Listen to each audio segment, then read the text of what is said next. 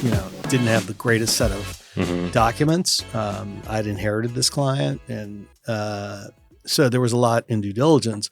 But also like, oh, this has to get notarized. This has to get apostilled. What's CARTA? I don't know what CARTA is. I need paper stock certificates. It was just a nightmare. Yeah. We're gonna talk about that as well. The importance of working with the right lawyer when it comes to corporate law and startup law. Oh yeah, and the guy just totally jacked up the bill for my client. I would imagine. Unjustifiably. Yeah. Ladies and gentlemen, welcome back to the Corpora Podcast, where I sit down with leading professionals and thinkers to talk all things startup law, entrepreneurship, and technology. Corpora is your startup's legal dashboard. We help startups close rounds faster by being investment ready at any given point. That's an issue I've seen on and on again throughout my career, where startups will take weeks, if not months, to close on a price round because their house was not in order. Check us out at corpora.us. It's free to sign up. My name is Steptoe. I'm the co-founder and CEO of Corpora, and I'm thrilled to announce a very special guest that we have in the studio today. A longtime friend of mine and also an exceptional mentor to myself and other aspiring lawyers in their own careers, Armen Martin. Armen Martin is a founding partner and serves as the Chief Executive Officer of Foundation Law Group, LLP. He is a corporate attorney with 25 years of experience, specializing in venture capital, mergers and acquisitions, and securities offerings based in Los Angeles. He represents clients in diverse fields, including tech, media, financial services, cleantech, manufacturing, life sciences, and telecommunications. Prior to forming Foundation Law Group, he worked for some of the largest and most prestigious law firms internationally, including Wilson Sonsini Goodrich Rosati, DLA Piper, and Steptoe and Johnson. He is an avid soccer fan. Armen, welcome to the show. Thanks, Stefan. It's a pleasure to be here. Likewise. So great having you. So happy we finally made this happen. It's been a long time coming. Indeed. And I want to start off right off the bat by talking about your legal background, right? You come from a big law background. You have worked at some of the best firms, like I just mentioned. And at some point a decade ago, you decided to change gears instead of a private practice. Yeah. And that's how Foundation Law Group came into existence. Yes. Was there a need for this kind of practice that you saw and wanted to fill in? And what sets Foundation Law apart? Yeah, I mean, my view was as I worked at a number of larger firms and as I got more senior and started bringing in my own clients, the difficulty I found was that a lot of the overhead that comes along with being at a big firm was not necessarily justified by what they were providing to my practice. And what I mean by that is I was going out and sourcing my own clients and finding clients from referral sources, whatnot. But because of the really high hourly rates, what I found was I had a hard time using my associates because their hourly rates were very high as well. I would do most of the work myself. And then I looked at it and I said, do I really need this fancy office in Century City? Not really. Do I need the secretary who's very nice, but is paid $100,000 a year and I barely use? No. I'm not using the associates because it just doesn't work for my startup type clients. So my thought was, you know what? I think I can do this on my own. I spoke with ironically a former client of mine who was on the business side who had gone back into practicing law. And the two of us decided to start this boutique law firm doing mostly startups, M&A, and digital media, which is what his specialty is. That was a decade ago. So you essentially unbundled the legal bill, if I may. Yes. So if we double click on that legal bill, there are a lot of components, right? There's the 100%. high stakes work the lawyer does. There's the low stakes work that need not be done by a lawyer. Maybe a paralegal can handle that. That's right. The work that can be automated by technology. Yes. And there's huge chunk. That's the overhead that you mentioned. Huge. Roughly what percentage of the legal bill on an annual basis goes to just overhead? 50 to 70%. 50 to 70%. At a big law firm, yes. Wow. At a big law firm, it's 50 to 70%. So when you restructure the law firm experience by going from big law to boutique, you're essentially cutting out, if not all, then most of that overhead. 100%. 100%. In fact, our overhead at our firm is 10%. Now we're fully virtual. That doesn't mean that everybody works from home. I have partners that work from very fancy offices in Century City, mostly litigators, because they need the physical presence. But they pay for that themselves and they can choose where they want to work from. And then I have other partners who don't need that physical presence and work from home and really enjoy doing so. So that was the model. We didn't create the model. I'd love to take credit for that. We didn't. There were already a couple of firms doing something similar to that. We were, I believe, the first one that did it in Los Angeles. I could be wrong about that, but I'm pretty sure that's not the case. Who was based in LA. There were a couple in the Bay Area. So it's become a lot more popular now. There are a bunch of other firms now that do this. I'd like to think that ours is a little bit unique because the way that our overhead works and whatnot, by contrast, our overhead is about 10%. And that is because it's literally just shared costs. It's malpractice insurance. It's billing and bookkeeping. We have now a firm administrator, but it's just for that. And for example, I and my original partner, Terry, don't get any sweeter deal or kickback on the equity or anything like that. And in fact, we spend less than the 10%. And at the end of the year, we refund to our partners whatever's left over that we haven't spent. So it's a very different model than most law firms. Amazing. And there's one more thing in Foundational Law Group that is strikingly different than a large part of law firms out there. And it's your billing structures. Yes. If you visit the Foundational Law Group website, you have this row that talks about your different pricing structures. And yes, there's a billable hour there, but you also tout the flat fee, you tout the monthly subscriptions. Why is this important? Is it relevant, particularly for startups or corporate transactions generally? And what would be your advice to other lawyers thinking about experimenting with alternative fee structures?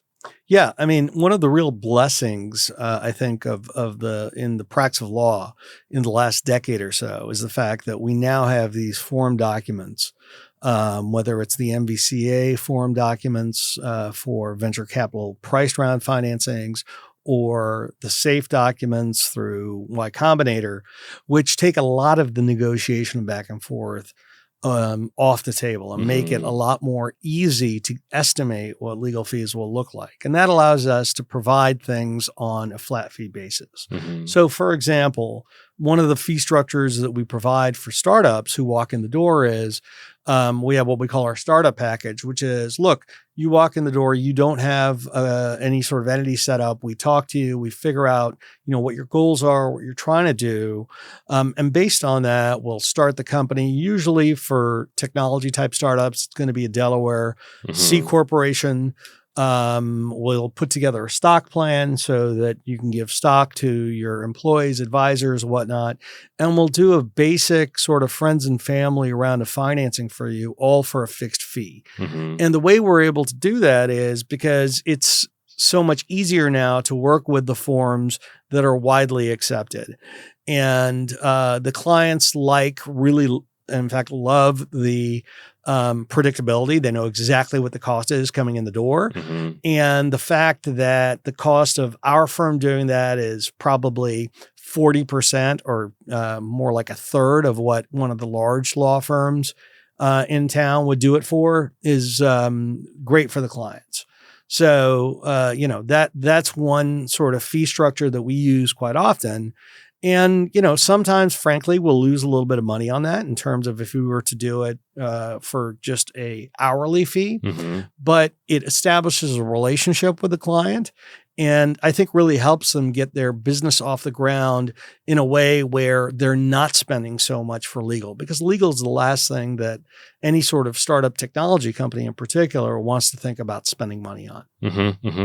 And I particularly asked about startups because, to my mind, for early stage startups, the legal work that goes into helping that startup is more or less the same from startup to startup, with a delta there, of course. There's some kind of customization involved. Yes. But you mentioned the forms. There's also a very formulaic process, a very set process to follow in order to cater to that startup. Yes. And so from that perspective, the billable hour makes much less sense than the flat fee. You know the type of work that's going to go into there. That's right. The startup appreciates that. And so for startups particularly, I would say billable hour promoted by big law firms don't make the most sense for startups. And so I want to stress this because a lot of startups out there maybe do flock to billable hour model big law firms, but I would encourage them to look into boutique law firms that price flat fees or do subscriptions, because that just makes more sense for the early stage startup, at least maybe up to a Series A, if not Series B.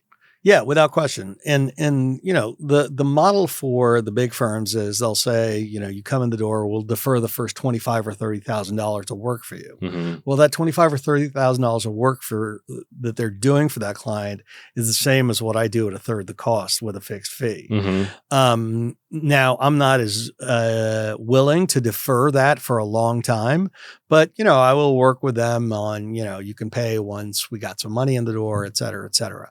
So it's a different model. And ironically, what I didn't anticipate when I started the firm was how many times I'd get calls from the large firms where they can't offer that deferred pricing because the startup founder doesn't have the track record and whatnot. So they send them my way, and I say, hey, this is what we'll do. It's a little bit different, but it's going to cost you about a third of what you would pay if you're with the big firm.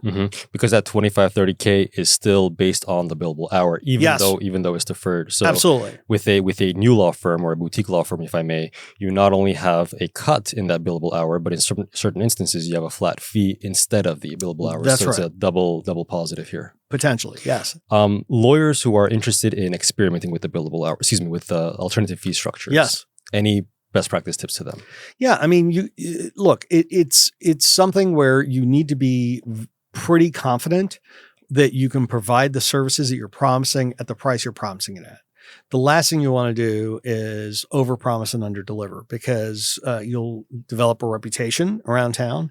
And, as really the word of mouth and the referrals that you get are the bread and butter of this practice. Absolutely. So you got to treat people well, and you got to treat them fairly. So you have to be confident that you can deliver what you're promising. That's the most important thing, I would say. Yeah. And I'd like to add one more thing to that. There's this concept that a capped fee is a type of alternative fee structure, but I've seen many lawyers be burnt by that. Because 100%. Capped fee, right? You get the downside, but you don't share into the upside. So you bill by the hour. If it's below the capped fee, you bill whatever you made according to the hour. Yes. But no more than that capped fee. So that's right. Word of caution to the lawyers listening out there that don't do capped fees. Absolutely. 100%. And with, for example, M&A deals, any lawyer that tells you that they can do it for a capped fee is not being honest. Or they're going to very quickly realize that they've made a huge mistake. And as a result, you're going to pay the price when they get to their fee cap very quickly. And all of a sudden, your deal takes a back seat to other deals where they're actually still making money, as opposed to working for free on your deal. You don't want that. That's the absolute worst thing that could happen in the M&A area in particular. All a matter of incentives, yeah? Yeah, 100%. Armen, you've been in this for a quarter century now. You've worked with startups from different walks of life, the ins and outs. Yeah. What are some recurring themes in terms of mistakes the founders make that should be avoided? Yeah. A couple of them. One is failure to communicate with their stockholders in particular. I recently invested in a company that I don't represent.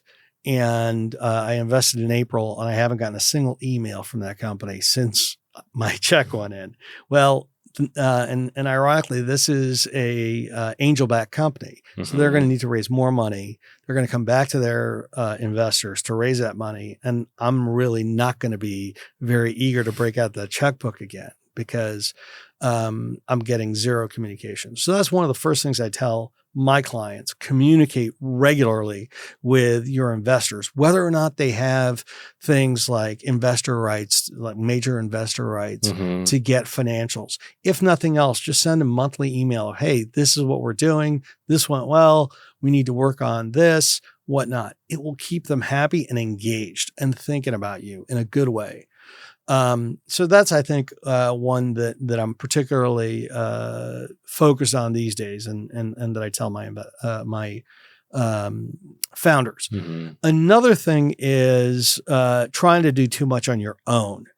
If you have a good startup lawyer, you should trust that lawyer to tell you when you should spend on legal and when you shouldn't. One of the first things I tell my new clients that come in the door is try to keep me on the loop as much as you can.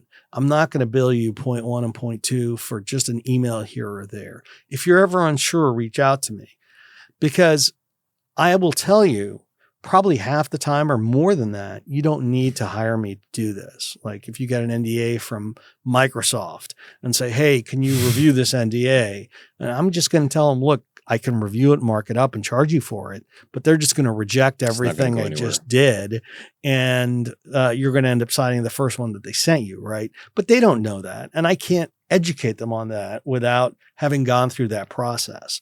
So communicate with your lawyer, because a lot of times they're worried about costs, and I totally understand. And legal should be very low down in the priority list of costs for a startup, but it's important because, as you know, in your practice, if you don't do something correctly today, it could cost 10x as much a month from now or a year from now, and it could blow up a financing.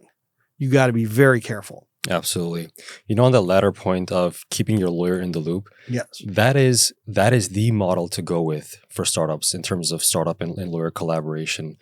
One thing I've noticed, like the dichotomy as I practiced law, was founders, the way they thought about legal was, well, one of two things. Either I'll wing this, I'll go online, I'll get some resources and do it myself, and then they screw up big time. Yes. Or I'll work with a lawyer, but then that lawyer doesn't have the approach that you just mentioned, right? They just do everything themselves. Like, that's right. I need an NDA, here you go. I need a stock option, here you go. I need a board consent, here you go. And they would charge for everything. That's and right. The founder would get a bad taste in their mouth because now everything is being done by that lawyer and the bill racks up very quickly. Absolutely. But how about if we have a situation where we bring together the best of both worlds with a confident, competent lawyer guiding the process, being in touch, the founder being in touch with the lawyer, just like you mentioned, raising every issue, the lawyer saying, you know what, here, good enough is good enough. Take care of it yourself. Absolutely. You can do it. Here, let me handle this. I'll roll up my sleeves. I'm going to do it for you. And that'll be like a great way of building a symbiotic relationship that can take both parties forward for a decade, maybe.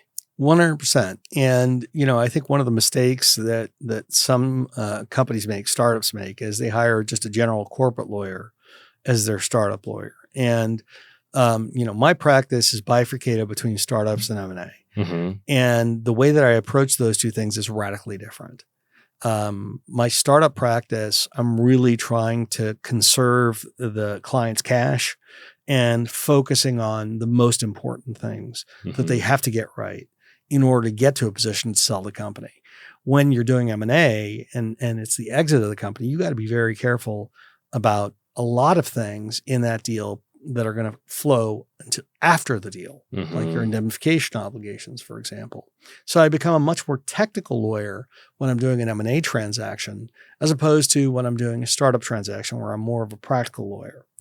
One of the things I always tell clients is, look, in law, you have cheap, fast, and good. You can pick 2 out of 3, right? But you can't get all 3. Okay. And that's frankly true in most service industries. Okay. And if you think you can get all 3, you're mistaken. So you have to be practical about it. The other thing I say is, look, I can charge you $100,000 and give you a 100% answer, or I can charge you $5,000 and give you a 95% answer. Right. The vast majority of my clients are going to pick the latter. As long as I'm explaining what the risks are, why it's not a 100% answer, and they understand and are comfortable with those risks going into the transaction, that's the key. As a matter of fact, startups want their counsel to have that startup mindset. Absolutely. At the end, one thing I've noticed with several lawyers, and I think this is a part of our profession of being ethical and diligent and whatnot, all valid points, of course, is we're trying to cover all the bases. And in doing so, we hedge our speech so much.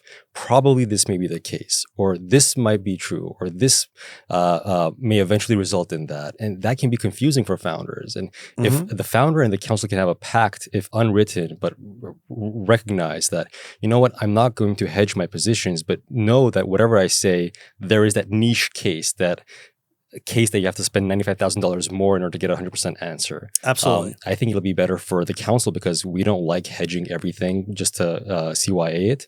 And founders too, they'll have a more direct answer to rely on.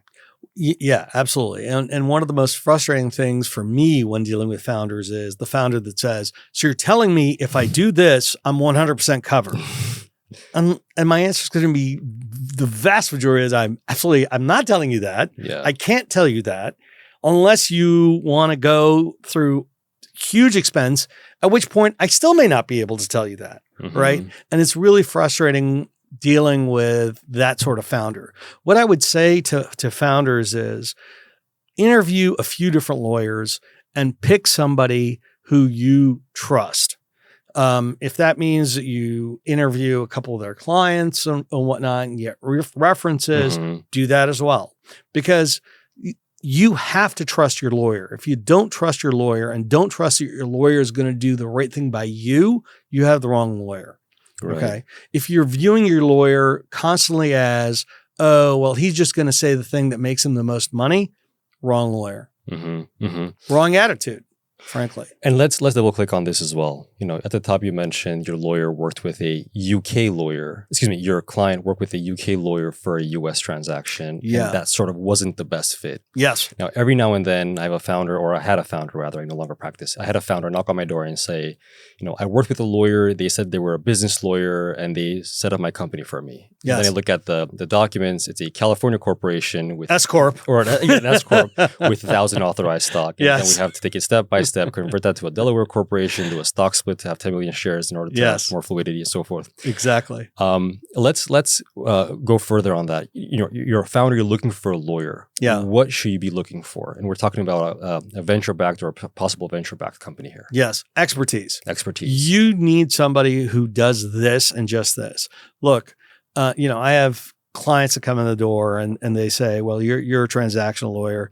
I have this bank deal. Can you negotiate this bank deal for me? And over the years, I've been involved in bank deals. That have been said, I'm not a bank lawyer. I don't know all the ins and outs. I don't know the right asks. I don't know the right gives, right? It's like anything else in life. When you have somebody who's done 500 financings, which I'm happy to say I have, I've seen every in and out. I know every if this, then that there is in that. But I don't know that in, for example, a real estate lease. I don't know that in a bank loan. I don't know that in a variety of other transactional matters. So I never call myself a transactional lawyer.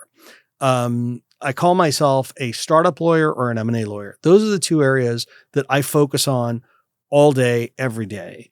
And you want to make sure that you hire the right expert that you trust, and who's done this a bunch of times.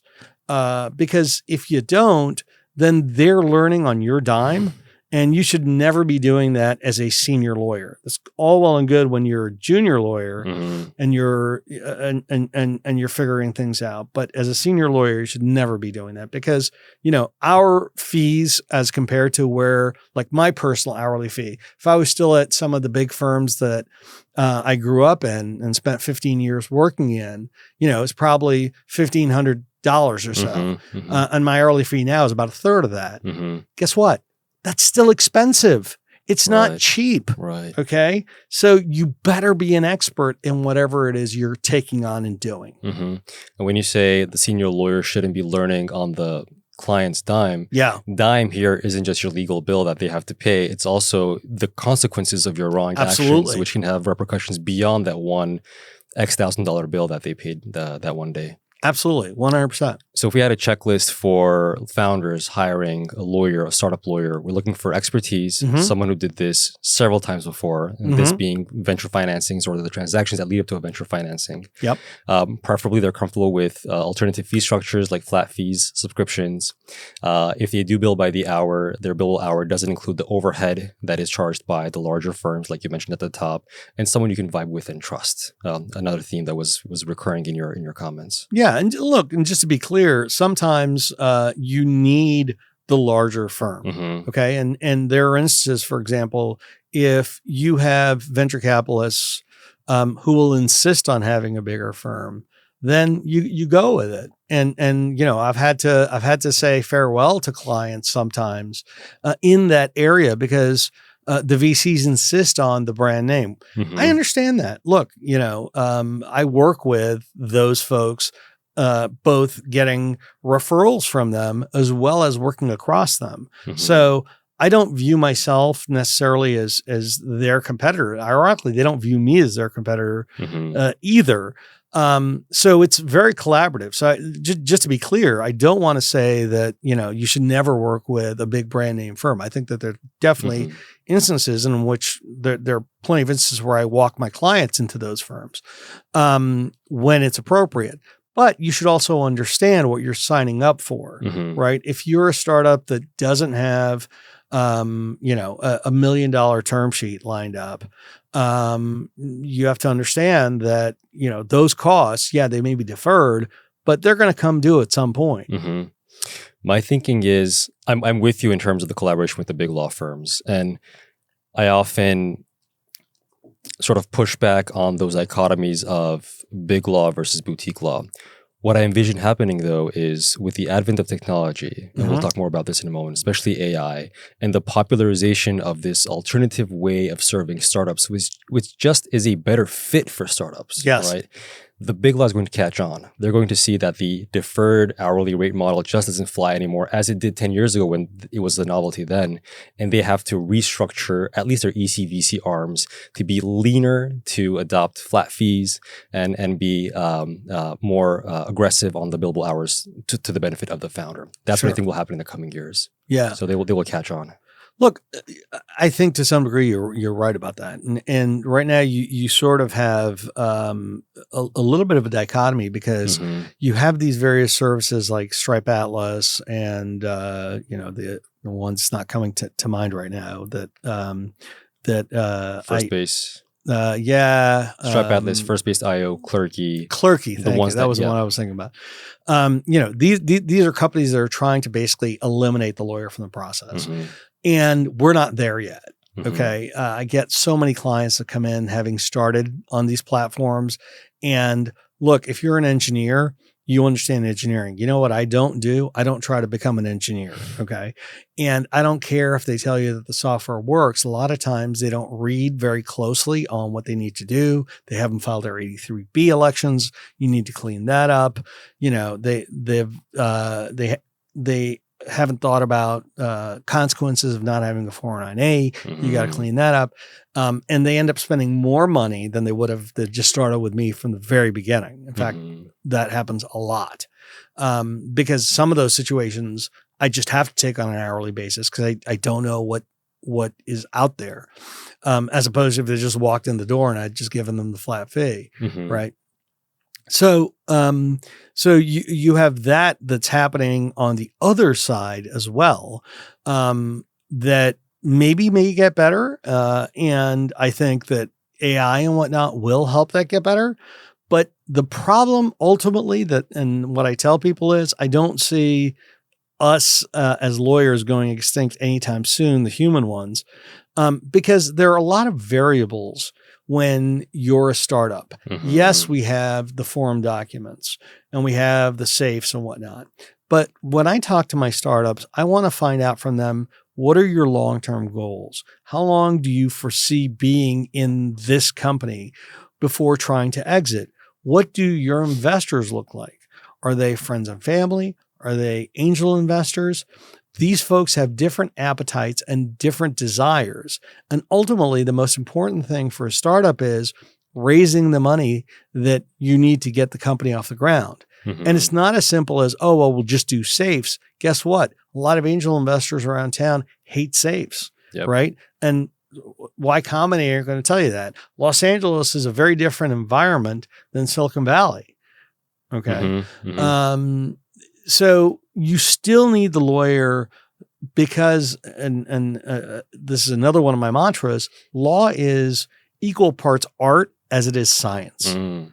And you really need to weigh sort of what it is that's going to help your client get to where they want to go to, because it's not the same for everybody. This is not as cookie cutter as some may think it is, given the fact that we have all these very useful forms that are great, Mhm. that I'm all about.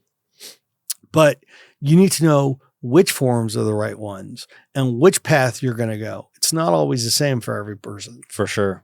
And there is this thing such as overstandardization or over templatization, and an emerging trend that was very much vibrant in the TLTF summit that I was at a couple of weeks ago in Miami was keeping the human in the loop. Yes. Especially with AI tools, keeping the lawyer in the loop, because when we were preparing to launch Corpora, and the research I did for Corpora was 6 years long, a trend that I saw, and not a very positive trend, was the legal tech tools out there veered towards over-standardization, over-templatization, trying to cut the lawyer out. And Yes. One of the founding principles of our startup was we will not be cutting the lawyer out. We'll be including the lawyer in the process, instead making the collaboration between client and counsel more fluid. Because for all the reasons that you mentioned, law is just not cookie cutter. You have to have that human attention, that bespoke attention to ask the questions and fill in the gaps that templates just cannot do because they lack context and they're just not human, if I may. Yeah, 100%. And, I'll take this opportunity to say that, I'm a little conflicted here because I am a strong believer in Corpora, so much so that I wrote a check into it as an investor. But I'm a believer in it because I think you've identified exactly the right approach, which is coupling leading edge and cutting edge technology with a lawyer who understands how to utilize that technology to make things as efficient as possible for the client. Corpora, and you've built Corpora in a way, not with the aim of replacing the lawyer, but helping both the lawyer and the client. And I think it's those tools, frankly, that at least for the foreseeable future, I don't know what 10 years from now will look like, but for the foreseeable future, that's where we're still in. That's the stage we're still in. ChatGPT, I heard recently, had just passed the California bar or something like that. Right. And I think that's fantastic. But ChatGPT, because I've tried it a couple of times and I've asked it to do various legal tasks that I would do, very simple ones. And sort of what I've got back has been lacking, to say the least. We're just not there yet. And maybe sometime we'll get there. But count me a little bit of a skeptic, especially when it comes to AI. I mean, since the 1950s, people have been worried about automation. There was a study that the government did in the 1950s because they believed that robots would make it so that we wouldn't need to work anymore. 1950s. And the government was concerned, what are people going to do with all this free time? Guess what? That never happened, right? People shifted into different kinds of jobs. Automation meant less manufacturing, but more high-paying jobs in service business or in technology, right? So, and I think the same thing's going to happen with AI. And thank you so much for all your support, Armen, throughout the years, especially with Corpora. And to build upon a point that you just mentioned, we're building the company in a way that gets what startups need, but also gets the way attorneys work, because having that balance is super important. Well, it helps to have a CEO who's an attorney and views things from that point of view. So when you talk to somebody like me or someone like Haik Mamajanyan, we immediately see the value in it because it helps our practice and it helps our clients. And ultimately, I think as a startup lawyer, you always have to have the 2 + 2 = 5 mentality. It's never a zero-sum game, because the whole concept behind startups is that we can add two things and together they're going to be a lot more important and have more value than as separate parts, right? Yep. And Corpora does exactly that. So happy to hear this. Thank you so much. Yeah, absolutely. I got super excited when I found out that you teach startup law at Loyola Law School. How is that going? And what are your thoughts about this next generation of startup lawyers? Yeah. So, I was given the opportunity. I was approached to teach a class on startups to mostly 30-year lawyers who are getting ready to graduate. And I have to say, I really wish that there was something like that when I was in law school. There wasn't. Law schools tend to be so focused on litigation, and I really think that that students who want to focus on transactional matters get short shrift. And I'm happy to say that that's really changed. And Therese Maynard, who runs the program at Loyola, really has been one of the driving forces nationwide. She has written the case book for this startup class that we use at Loyola, but it's used at law schools around the country. And it's excellent. It's really very practical. So I've really enjoyed it. It's a refreshing change of pace from your daily grind of the legal practice to then go and talk to future lawyers who are thinking about exploring this. A lot of them don't even take the class with the intent of necessarily wanting to be a startup lawyer. But if I can convert one or two into that, it's pretty exciting. Does the school have a clinic for budding startups to get sort of pro bono legal advice from the students? It actually doesn't do that. Actually, I take that back. It may. It may. That part I don't know about. So I don't want to speak about it. But no, what the class that I teach is really more focused on is trying to teach these students who've learned in a very different way how to think like a startup lawyer. And that's a lot of fun for me. And a lot of the times, things that seem to me to be intuition, and I'll ask the students and they'll just have blank looks on their faces. Right. So it's enjoyable to, by the end of the semester, all of a sudden their mentality has changed a little bit. They start thinking like a startup lawyer, and all of a sudden they have answers to the questions that I'm asking. And that's really enjoyable for me. I'm really curious now, what would be a type of question you would ask, or like, what does the exam look like for this course? Yeah. So there's no exam. The way that it works is, again, very practical. There are 3 written graded assignments that the students had or take home, they turn in. The first is looking at an LLC agreement that is very flawed and trying to figure out where all the problems are. The second is drafting a restricted stock purchase agreement for founders in a startup. And the third is reviewing MVCA stock purchase agreement and certificate of incorporation and comparing that to a term sheet that they have. So it's very, very practical. And hands-on. I think, to see the progress, because each of them end up with, well, actually the first one and the third one are both memos. So they're asked to write a memo to the partner as an associate explaining what's wrong with these documents. Okay. And the first memo I get is drafted very much like a legal research paper that they would have done for like a litigation type of like issue rule class. Analysis conclusion. Exactly. Absolutely.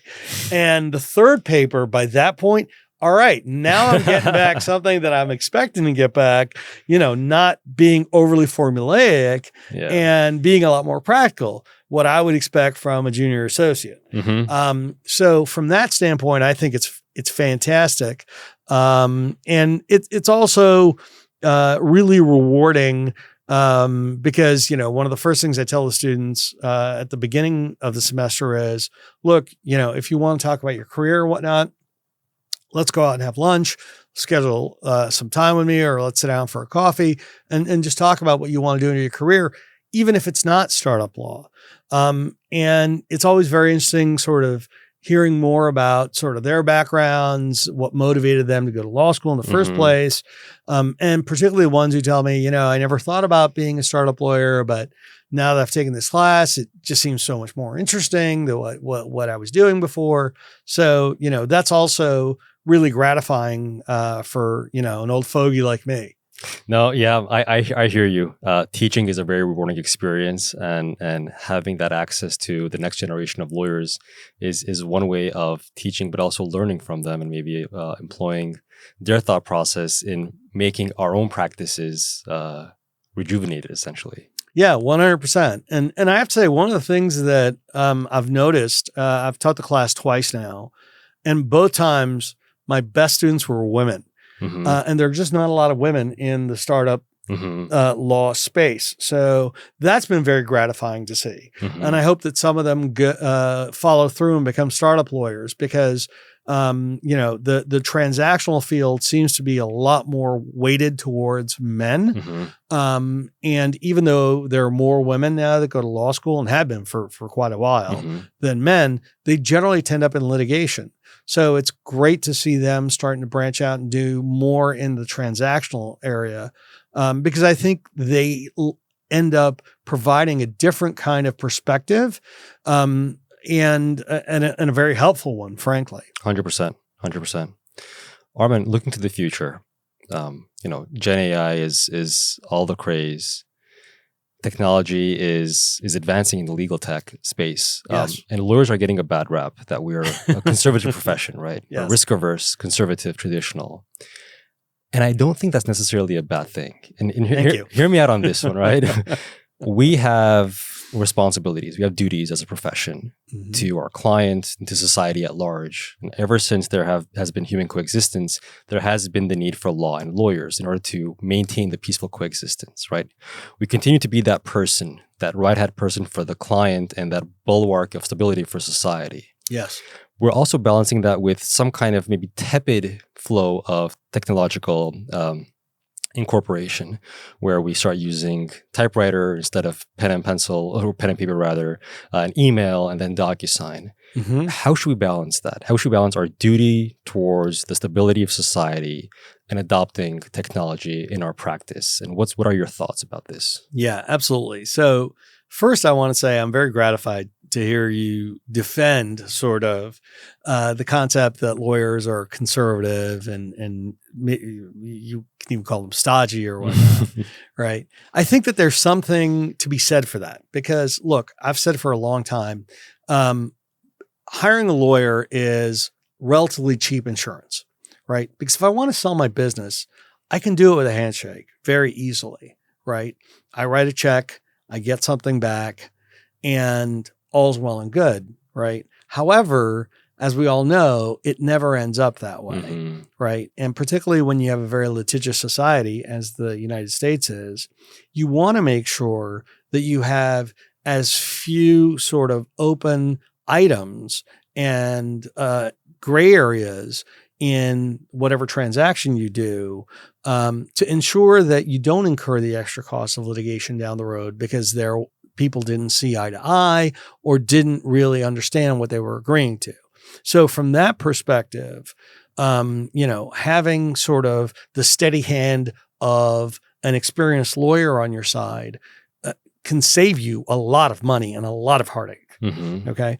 I'm a bit of a heretic because I always talk down the litigators, and my own litigators sometimes get angry at me. But you pay me to make sure you don't end up in court. That's why I'm there. Okay. Now that having been said, what you pointed out about as technology goes on, I think is really, really important because what it's done is it's reduced the cost of being able to get to the right result using those conservative approaches, right? So when I started as a lawyer some 25 years ago, we were just starting to use things like faxed signatures and PDFs. They were kind of a new thing.